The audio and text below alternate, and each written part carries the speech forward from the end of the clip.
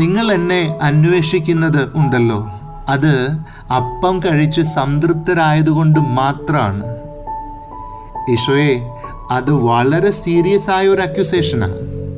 എന്തിനാ ഈശോയെ നീ തിരയുന്നത്? പ്രാർത്ഥനയും പള്ളിയും ഈശോയും മാതാവും ഒക്കെ നല്ല ഫീലിങ്സ് നമുക്ക് തരും, അത് ശരിയാണ്.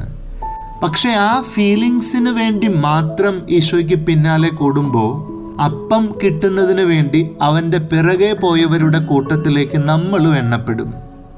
അപ്പവും അനുഗ്രഹവും മാത്രം മതിയോ? അവൻ്റെ വഴിയെ നടക്കേണ്ടേ?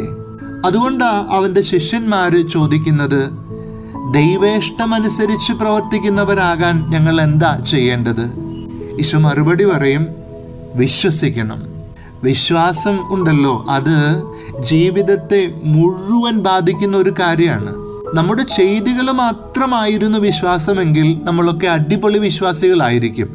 പക്ഷെ ജീവിതത്തെ മുഴുവൻ ചൂഴ്ന്നു നിൽക്കുന്ന ഒന്നാണ് വിശ്വാസമെങ്കിൽ നമ്മളെ വിശ്വാസികളെന്ന് വിളിക്കാൻ പറ്റുമോ?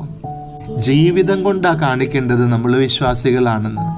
അതിന് അവൻ്റെ വഴിയെ നടക്കണം. എൻ്റെ വഴിയല്ല, മറ്റാരുടെയും വഴിയല്ല, അവൻ്റെ വഴിയെ, ഹിസ് വേ.